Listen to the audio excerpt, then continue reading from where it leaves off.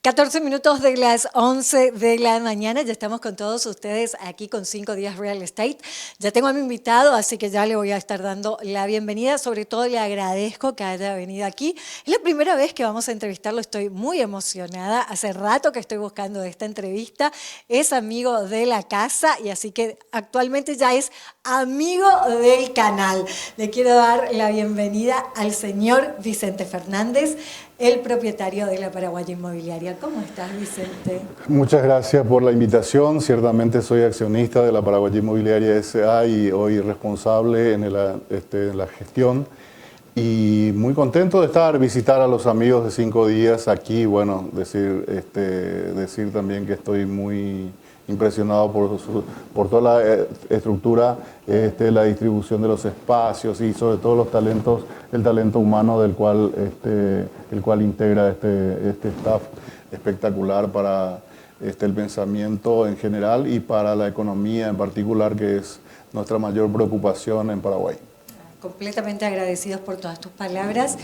Nosotros damos todo para que esto se note, así que agradecidos con lo que decís. Así es. Vicente, yo creo que hemos hablado con pocas personas en este programa que entienden de tierras, y a mí me parece que la tierra es finita, porque sí, claro. Podemos construir todo, pero no podemos construir tierra. Y creo que una de las inversiones principales es inversiones en tierras. Pero vos sí sos un entendido, así que me encantaría que me lo digas. ¿Y cómo lo ven también ustedes?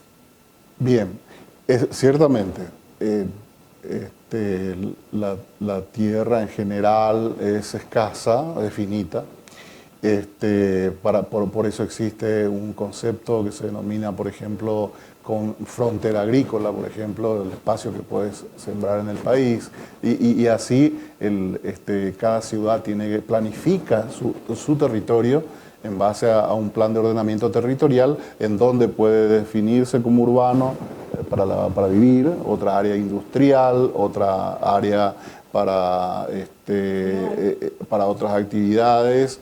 Y entonces, justamente, y voy a un punto específico de lo que tenemos que construir en el Paraguay, que es la normativa en todas las ciudades, las reglas para un desarrollo armónico, para que los servicios, que son la clave para la vida del hombre, todos precisamos todos los servicios, transporte, seguridad, salud, además de educación, en fin, que los servicios lleguen a todos, y para eso es preciso de definir espacios concretos en donde ubicar a las personas, que es nuestro segmento principal, que son tierras para la vivienda. Naturalmente que también la tierra, aparte de vivienda, es para trabajar, o sea, tenemos zonas industriales, que en el Paraguay es nuestra gran asignatura en este momento pasar a una economía de carácter industrial.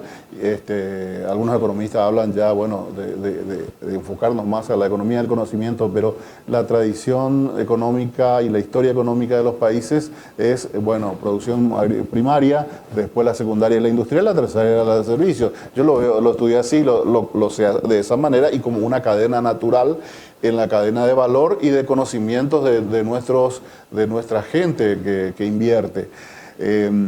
Entonces, sí, la tierra es muy importante para el lugar donde vivan las personas y trabajen las personas. Y por el otro lado, lo que dijiste, que es el resguardo de valor. O sea, un resguardo de valor en toda la economía mundial representan los inmuebles. Es decir, siempre la plusvalía que adquiere la propiedad no bajan de precio, salvo circunstancias muy particulares de la economía de algunos países, pero vamos a suponer que te vas a Argentina, hoy está un país con serios problemas de valor, porque no hay precio. Bueno, pero allí, sin embargo, los inmuebles sí tienen precio, y todos en dólares. O sea, está resguardado el valor. Entonces, hasta que la economía cambie, nadie va a vender.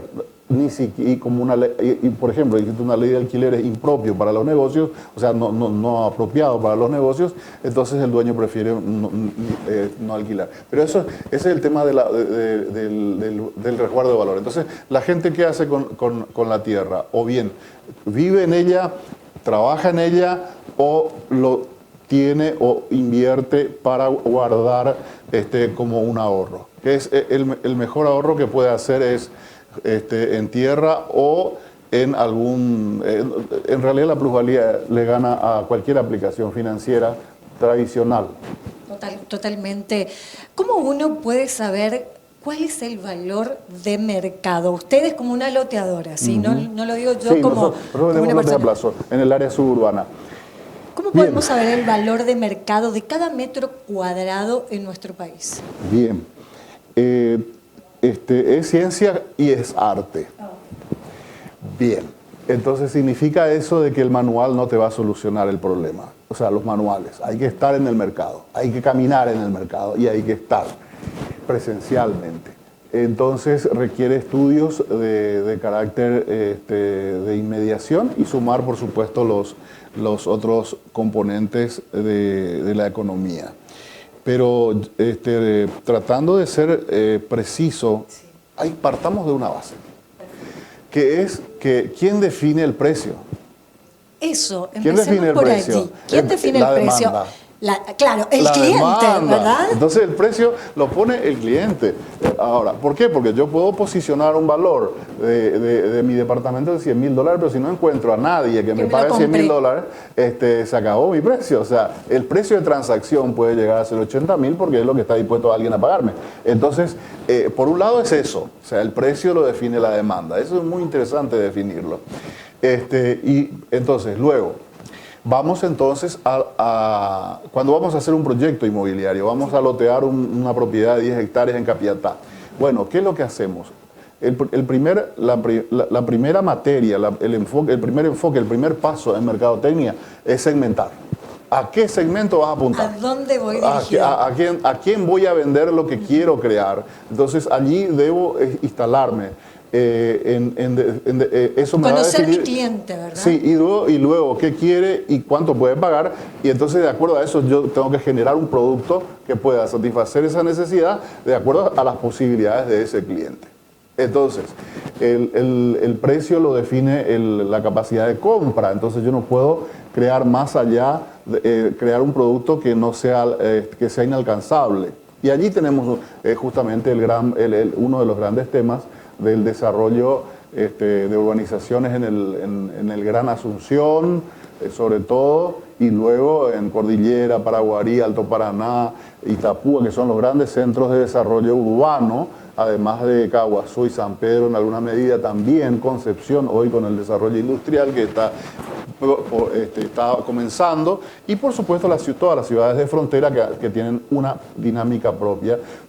En todos esos lugares se desarrollan urbanizaciones y se desarrollan con lo que se denomina servicios básicos, ¿no? Agua, energía, porque si tuviéramos que incorporar en todas las urbanizaciones algo básico que es un sistema de tratamiento de aguas servidas, si asfaltáramos todas las calles, no sé, colocar un centro de Wi-Fi en cada lotamiento, en fin, la cuota no podría pagarlo el cliente. Entonces a veces vamos incorporando los servicios en etapa, y sobre todo la gente que no puede calificar para el préstamo para la casa propia. Ese es el gran problema que tenemos. Que ese es como una Entonces, página tiene aparte, que comprar ¿verdad? el lote, tiene que comprar el lote y hacer Así su casa, mismo. que es el modelo tradicional con que nuestros padres hicieron su casa. Claro, y con el que realmente los jóvenes creo que van a tener su casa propia, porque realmente ellos no ven una salida a comprar una casa ya hecha. Es muy complicado. Hay dos factores. Uno es el estrictamente económico, que es que los ingresos aunque los ingresos, vamos a suponer, un matrimonio que gane 6 millones de guaraníes o 8 o 10 millones de guaraníes. El problema es cuánto está gastando por mes.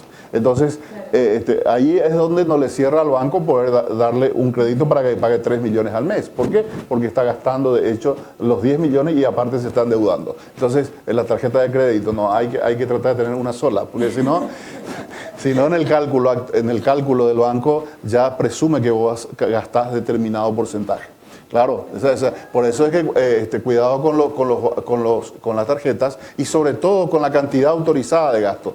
O sea, si tú tienes una tarjeta que su límite es 50 millones de guaraníes, el banco tiene que incorporar que por lo menos tú vas a gastar el 10%. 5 millones de guaraníes ya. Claro, entonces hay que sacarse encima las tarjetas para acceder a créditos.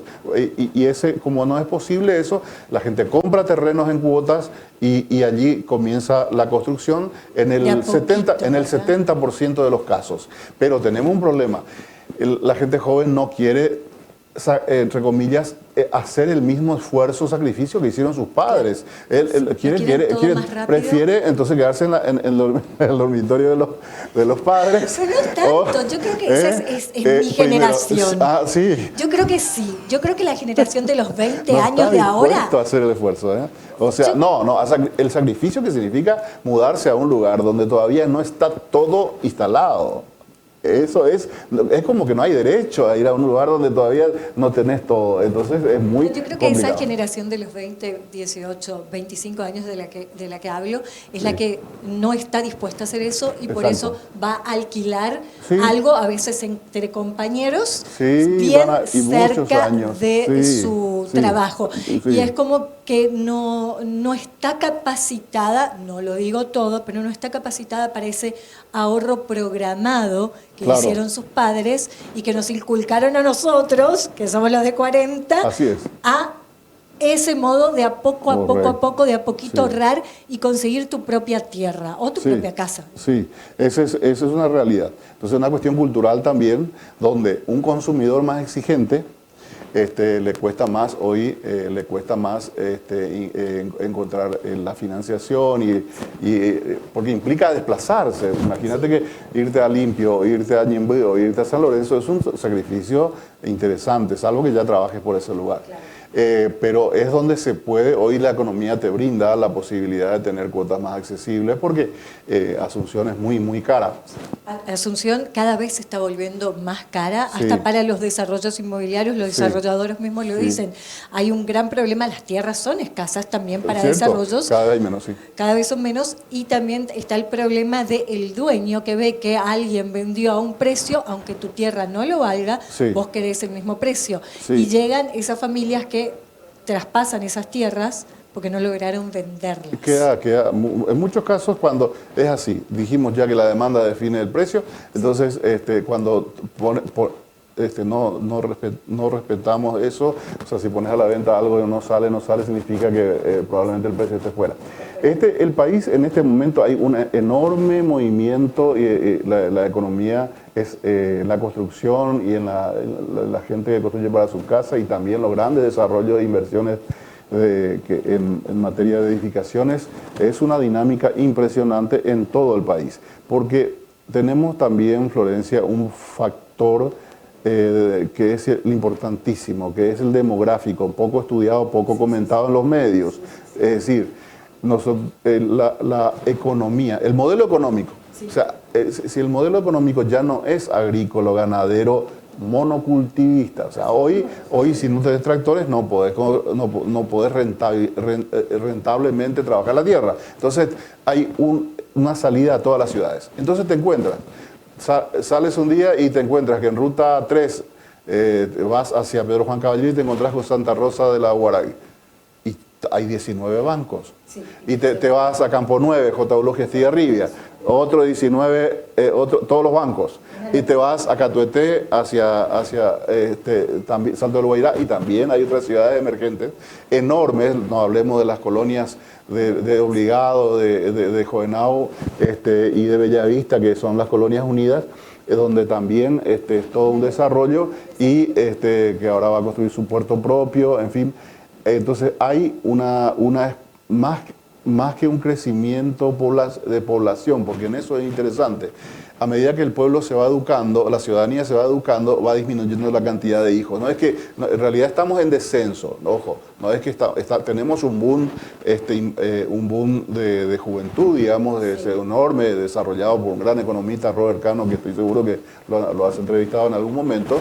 Él ha elaborado, ha medido como ingeniero que es y como también fue viceministro de Educación, ha medido muy bien este tema del boom demográfico, que es una gran juventud, pero una gran juventud que sale del campo también y se desarrolla hacia las ciudades en el país, porque hoy no es pulmón Buenos Aires, digamos, hoy Y España tampoco, porque en este momento está rígida las regulaciones y la ley para migrar.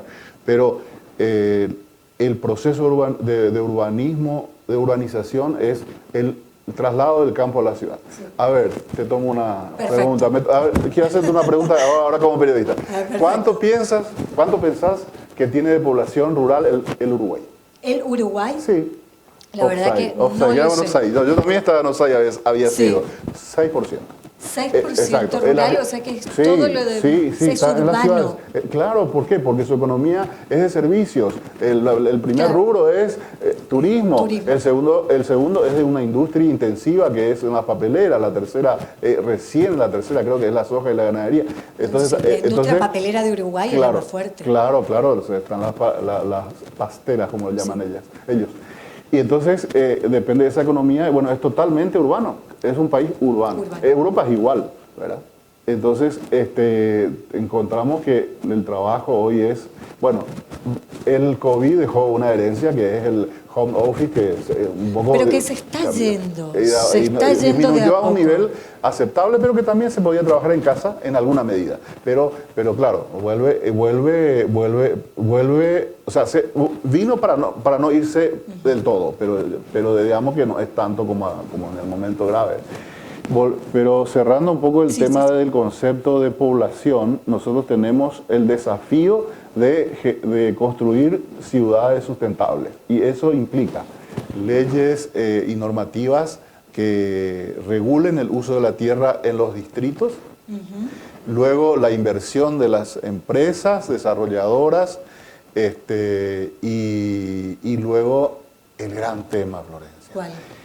La sostenibilidad financiera. Y eso sí que da para todo otro programa. Sí, totalmente, porque es un tema que también no quieren tocar. Es un tema que no se quiere tocar. ¿Por qué? Porque ahí hay un gran problema. Sí. Y un problema educacional. También. Y el tema es así. Si la Reserva Federal pide, no sé cuánto está pagando a Estados Unidos, 4 o 5%, sí. No sé cuánto, no leo todos los días. Lamentablemente no leo todos los días, 5 días, leo días por medio. Entonces, pero soy suscriptor del primer día, desde el primer día. Es hermoso recibir 5 días en Punta del Este en enero, muy lindo, espectacular. Bueno, en fin, el tema es que necesitamos una financiación apropiada para la industria inmobiliaria.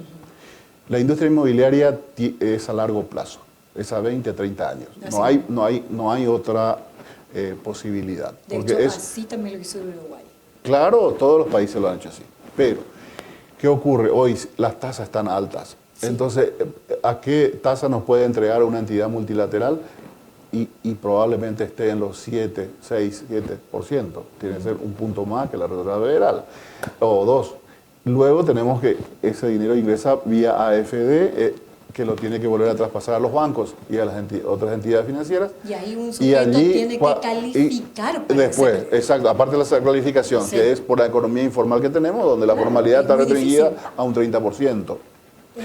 Y la plata al 12%, que es lo que ofrecen los bancos, no es pagable, no es la fórmula financiera. Y hay mucha gente que ese 12%, ojalá, porque lo ven un 18%. Bueno, y es imposible. Entonces, el desafío de este gobierno y el de los anteriores es nuevamente el de este gobierno, el que vendrá, es lograr construir el colchón necesario para proyectar financieramente este renglón de la vivienda para la clase media, sí, para la clase que puede pagar la cuota, y luego tenemos el segmento poblacional. Que es la clase que impulsa también el país adelante. Claro, porque la clase media es la que impulsa, todo país está impulsado por la clase media. De hecho, el gobierno que vendrá dicen que van a tener un gran plan para que esta clase pueda tener su primera vivienda, ojalá así sea. El ministro fue muy claro en eso, el señor Baruja, ingeniero Baruja, hemos tenido reunión con él en la Cámara Paraguaya de Empresas Loteadoras e Inmobiliarias, y hemos tenido un almuerzo con él donde hemos hablado algunas cosas. Pero la gran restricción es el dinero caro que existe en el mercado mundial, producto del déficit fiscal de todos los países durante el COVID. O sea, en el COVID todos seguimos viviendo de la misma, casi de la misma manera, consumiendo lo mismo y no producíamos. Entonces en algún momento vino la cuenta y vino la cuenta ahora. Entonces todavía está la cuenta que pagar esa. Y necesitamos de eso. Magia no puede hacer el gobierno, pero sí una mejora de gestión que reduzca la tasa de interés va a hacer que mucha gente más pueda llegar a la cuota. Y la educación que señalaste, que es la clave de todos los secretos, se resume finalmente en un pueblo más educado, de comprender que tiene que formalizarse, de que tiene que exigir el salario mínimo, de que tiene que entrar al IPS, de que tiene que facturar el IVA del comerciante, porque eso le va a permitir acceder al crédito. Y el desarrollo de la economía personal, empresarial, de lo que sea, está dado en base a dos cosas: crédito y ahorro. Ahorro y crédito. Entonces necesitamos construir ese país. Todo está por hacerse, así que tenemos mucho trabajo. De hecho, dicen que a los emprendedores le dicen que lo primero que tienen que hacer es, no salimos del tema, pero es bueno hablarlo también. A los emprendedores lo primero que tienen que hacer es volverse legales, porque del 100% el 90% no triunfa si sigue en la informalidad. Solamente el 10% que se volvió legal en el primer año continúa. El 90%... Claro, yo siempre, la persona que, si el vendedor de asaditos, si facturara todas sus ventas, estoy seguro que puede tener un crédito impresionante, interesantísimo, para pasar a tener una unidad, a tener un pequeño restaurante, y puede hacer esos pasos, pero hay que formalizar. Y bueno, esa es también la tarea educativa de todos los medios de comunicación, que insisten permanentemente en la formalización. Y eso significa también un poco más de impuestos que revierten en educación, en salud. Y bueno, esa es la tarea. En mejorar, es la tarea, completamente. Y volviendo a nuestro tema sobre los loteamientos y la necesidad también que tiene la gente de resguardar su plata en tierra, o de tener su propia casa, o hacer casas para luego vender o para luego alquilarlas. Hoy sé que la Paraguaya tiene la cantidad de loteamientos en el país, que es la principal. ¿Dónde son los loteamientos más buscados en este momento por los inversionistas? Bien, las zonas de mayor desarrollo están en el Gran Asunción, o sea... ¿El primer cinturón? El segundo. El segundo, porque en el primero está el mercado para las constructoras que buscan para hacer edificios de 4 pisos, de 6 pisos. O sea, si compramos en Fernando de la Mora, Mariano Roque Alonso, Lambaré, Villa Elisa o San Lorenzo, la mitad de San Lorenzo, ella es para hacer y Luque, por supuesto. Duplex también, claro, ¿verdad? O edificios de 3, 4 pisos, de 3 pisos, porque si no, o 6, claro, pues depende. El plan regulador. Sí, y segundo, se compra un terreno y se hace 2 dúplex, o si es en esquina se puede hacer 3 o 4. Bien, entonces eso es el primer cinturón. El segundo, que ya es Yimbú, ya es Ipané, ya es Guarambaré, Villeta, que es una ciudad industrial ahora emergente, extraordinaria, donde hay una demanda enorme, porque cada día hay una fábrica nueva. Interesante es el numerito. Este año en Maquila vamos a exportar alrededor de $1.000 millones. Estamos ya a mitad de la ganadería, y en 3, 4 años eso puede llegar porque somos un poco... Motores. Claro, la industria es... Entonces, ¿y dónde están los centros industriales? Los parques industriales que realmente han movilizado países. Sé de algunas empresas que ya están empezando a buscar tierras para parques industriales, y creo que ese es también... Sí, es un segmento importante de los negocios inmobiliarios, sin duda. Hay que entender esto de la siguiente manera. ¿Quién es el cliente final? Y es un industrial de San Pablo, en general. Un industrial de San Pablo. ¿Qué hace el industrial de San Pablo? ¿Viene a buscar la tierra, compra, construye? No. Ese servicio lo brinda un experto logístico, que generalmente es Ciudad del Este, donde están árabes o chinos o algunos paraguayos, que son los que buscan, reciben pedidos de San Pablo y le dicen, bueno, necesito un emplazamiento y unas naves para producir tal cosa y necesito esta superficie. Y entonces el operador logístico es el que compra la tierra, elabora, construye la fábrica. Y el industrial no tiene tiempo, viene en un mes, monta su infraestructura y quiere trabajar ya. Él no tiene tiempo para construir nada, no es, no es que vos le vas a vender al industrial, pero sí a los operadores logísticos es muy interesante y mucha gente está trabajando. También hay gente de la Argentina, del Uruguay, que son expertos en eso, en montar las infraestructuras para el desarrollo de las industrias que vienen ya directamente a instalarse. En Paraguay hay un tema que ahora recién lo aprendieron o también lo señalamos en alguna conferencia que damos en el exterior para tratar de vender el país. Y es que hay que siempre señalar la verdad cuando se habla del país en todos los detalles. Y uno de ellos nuestro es que tenemos boom demográfico de los jóvenes para trabajar. Eso es valiosísimo. Pero necesita el industrial y por lo menos dedicarle 60 a 90 días para capacitar a los operarios. Claro. Eso es un tema que no tiene ese costo en el Brasil o en Uruguay y en Argentina, donde ya el operario lo tiene. Pero acá le va a salir barato, pero tiene que invertir 2 o 3 meses en capacitación. Claro, pequeño detalle. Entonces ahí hace cuentas también. Claro. Porque tengo que tener 3 meses de pago. 3 meses, exacto. 3 meses de pago para darle estudios. Sí. Capacitarlo para que sirva. Pero acá siempre fue así. En realidad, todas las empresas paraguayas siempre trabajajaron de esa manera. O sea, la empresa líder... Claro, pero los extranjeros no. Y no, ellos ya están en ahí un paso. Está cuando vos ya te venís de una sociedad industrial... Cuando ellos hacen las cuentas, ¿verdad? Claro, por eso es que cuando esta industria se instalen, tenemos 3 cosas. Empleo, que es muy importante. Ciertamente vamos a darle seguramente exoneraciones impositivas y demás, pero en la cadena de valor va a generar también más impuestos porque toda fábrica trae alrededor de él una serie de servicios que mueve la economía. Y como segundo factor, entonces capacitación en la gente que va a quedar, o sea, va a quedar gente educada en producir. Y claro. ese también es otro factor importante de la instalación de las nuevas industrias en el Paraguay, en los polos, principalmente en, número 1, Alto Paraná, que es Hernandaria, Ciudad del Este, Mingaguazú y Pranco, Villeta, Itá, Ipané, Guarambaré y Villa Ayes. Que es muy cerca de Asunción. 30 minutos. Por eso es cuando yo hice algunos lotamientos en Benjamín Aceval, en Villa Ayes y en Cerrito, y en 35 minutos están acá. Es lo mismo, o sea, es más cerca vivir en Villa Ayes que en Itagua. ¿Y cómo ves Nueva Asunción? Claro, bien.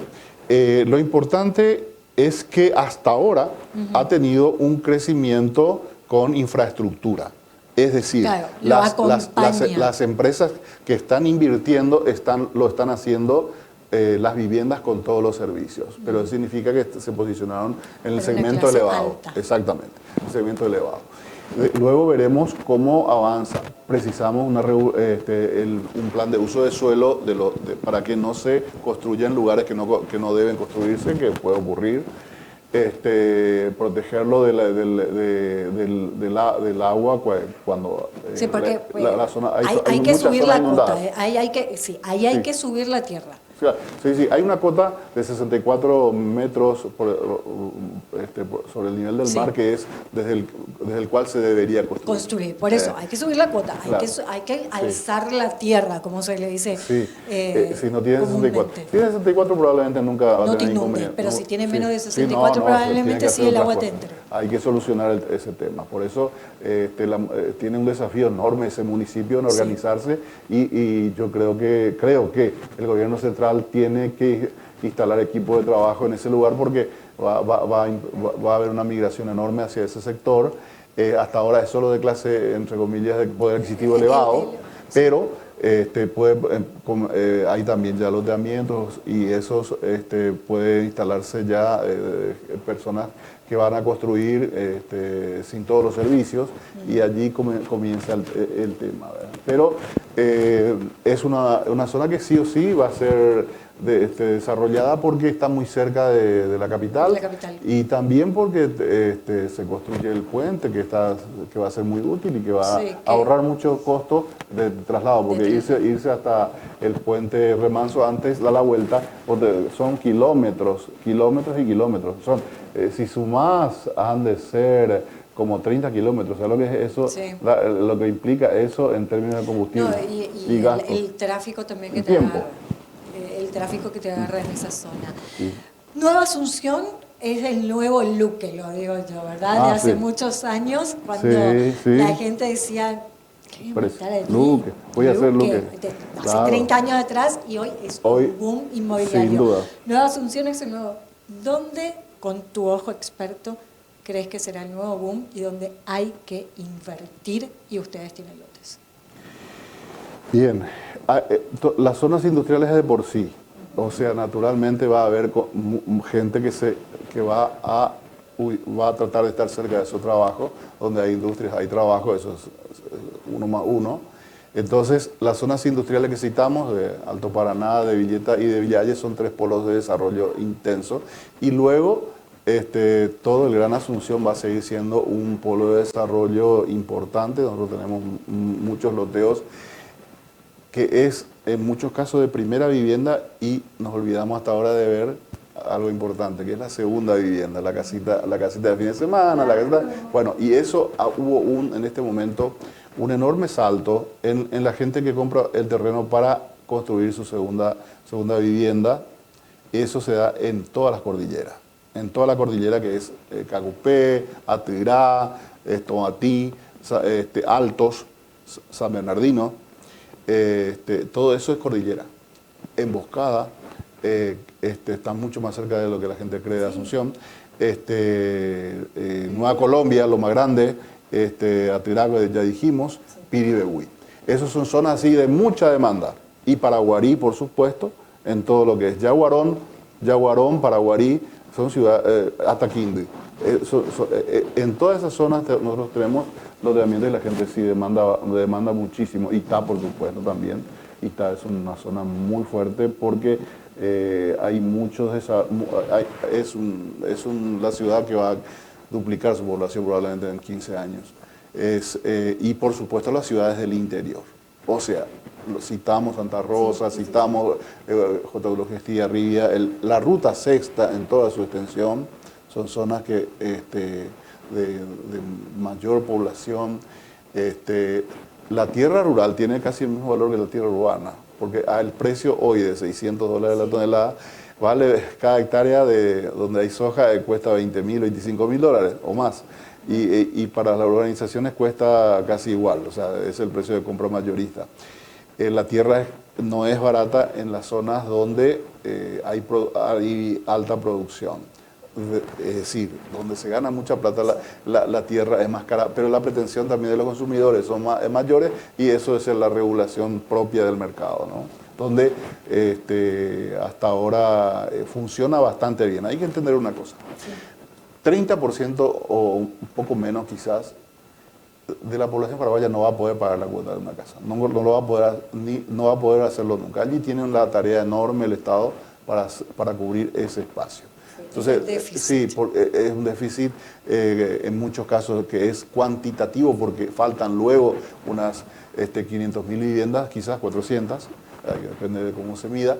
Y después está el déficit cualitativo, que es la gente que necesita el baño, entre comillas, moderno, o necesita otra habitación, o necesita la cocina y el comedor, o ampliar un dormitorio. Ese es el déficit cualitativo. Entre ambos estamos cerca del millón.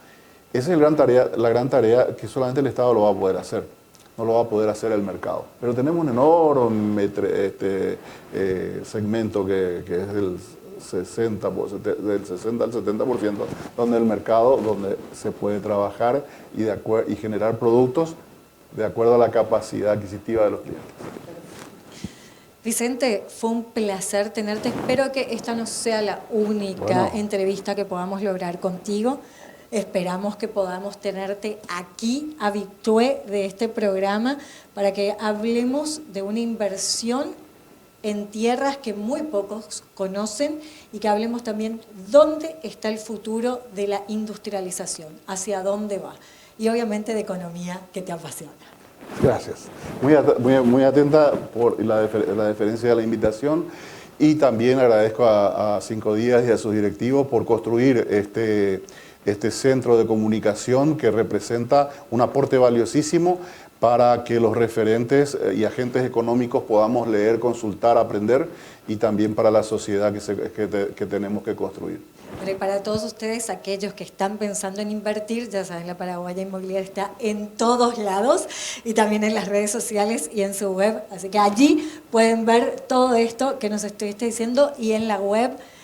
Siéntense con paciencia porque van a tener una cantidad de lugares para elegir, en serio, la cantidad de loteamientos. No, yo no terminé y estuve 20 minutos. No, bueno, sí, trabajamos, el equipo de trabajo, estamos muy orgullosos del equipo de trabajo de la inmobiliaria. Ver, uno más lindo que el otro. Así que la inversión en tierra, como siempre dijeron nuestros abuelos, ahí hay que poner el ojo. Gracias, Vicente. Gracias. Nos vamos, ya los vamos dejando con 5 Días Finanzas. Nos vamos con una cápsula de Corar. Mañana nuevamente a las 11 de la mañana, así que los espero. Chao, chao. Corar International SAECA cuenta con una amplia gama de productos desde la categoría Premium, Medium y Low, con el objetivo de poder satisfacer todas las necesidades y demandas que tenemos de nuestros inversores. Además, también contamos con un